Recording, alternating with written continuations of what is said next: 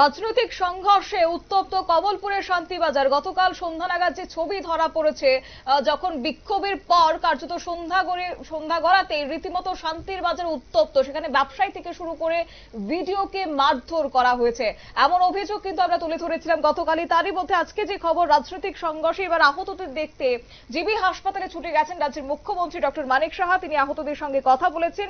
23 October কমলপুরের শান্তির বাজারে সংঘটিত এই ঘটনায় এবার দোষীদেরকে কঠোর শাস্তি দেওয়ার বার্তা রাখলেন আজ মুখ্যমন্ত্রী। কি বললেন তিনি, শুনুন।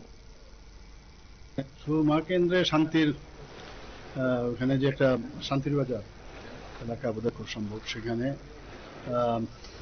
যেভাবে কালকের যে স্ট্রাইক ডাকা হয়েছিল সে কেন্দ্র করে সেখানে যেভাবে ওনাদেরকে আহত করা হয়েছে আপনারা সবাই জানেন। কালকে টিভির পর্দাতেও আমরা দেখেছি, সোশ্যাল মিডিয়াতেও দেখেছি। তো কালকে আমাদের লোক এসে দেখা গেছে, আমি নিয়মিত সারা রাত্রই মনিটরিং করছিলাম, যা যা নির্দেশ দেওয়ার আমি দিচ্ছিলাম। তা আজকে এখানে এসে দেখলাম আমি, সত্যি এটা অবর্ণনীয়। আর এইভাবে মানে ডান্ডা নিয়ে, রড নিয়ে, তারপরে গুলতি নিয়ে যেভাবে আক্রমণ, এটা আন্দোলনের নামে একটা কলঙ্ক। মানে ইভেন যা শুনলাম ছিনতাই পর্যন্ত করা হয়েছে, গলার হাড় নিয়ে গেছে ইত্যাদি। এটা কোন ধরনের আন্দোলন আমার মাথায় ঢুকলো না। তো যা করার পুলিশ এবং যা করবে আমি তাদেরকে বলে দিয়েছি, আইনের কাজ করবে এবং তাদের শাস্তি অবশ্যই হবে, এতটুকু আমি বলতে পারি। না, এখানে তো আমি 3 জনকে দেখলাম, আরো অনেক লোক আছে যারা ওইখানেই ট্রিটমেন্ট পেয়েছে। তো আমার কাছে খবর যা আছে, মোরাললেস আন্দাজ যদি বলি তাহলে 10 থেকে 12 জনের মতো, অন্যরা তো এখানে তো সাংঘাতিক প্রাণঘাতী হামলা হয়েছে, এতটুকু বলতে পারি। Attempt to murder. কি রাজনীতি আপনারা বুঝতে পেরেছেন? না, এর মধ্যে তো আমি তো কালকে বলেই দিয়েছি। কালকে তো আমার যে অলরেডি সোশ্যাল মিডিয়াতে আমি বলেই দিয়েছি, আমি টুইটও করেছি, ফেসবুকে আমি দিয়েছি যে কারা যুক্ত।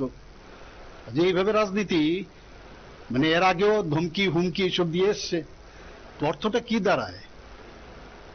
মানুষ, জনজাতিরা বা জনজাতি হোক আর জাতি, কেউই এটাকে কিন্তু মেনে নেবে না। এটা আমি কালকেও বলেছি, ওরা আগামী দিনে ওদেরকে পাওয়া যাবে না, খুঁজে পাওয়া যাবে না।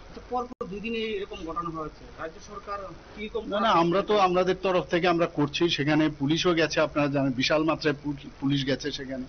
পরবর্তী সময় আপনারা জাস্ট দেখুন কি হচ্ছে, কি হবে, এতটুকু আমি বলতে পারি।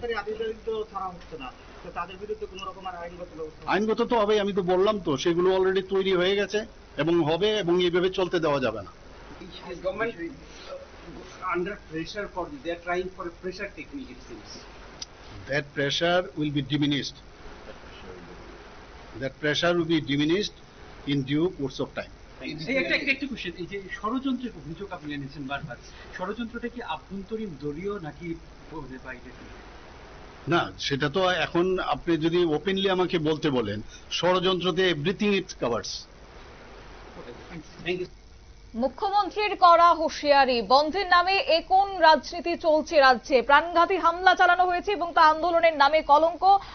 আইনের পথে হাঁটবে যে বা যারা যুক্ত রয়েছে তাদের প্রত্যেককেই ছাড়া হবে না, কঠোর শাস্তি দেওয়া হবে বলে কিন্তু আজকে মুখ্যমন্ত্রী জানিয়েছেন। নিয়ে নিচ্ছি ছোট্ট একটি বিজ্ঞাপন বিরতির, সঙ্গে থাকুন।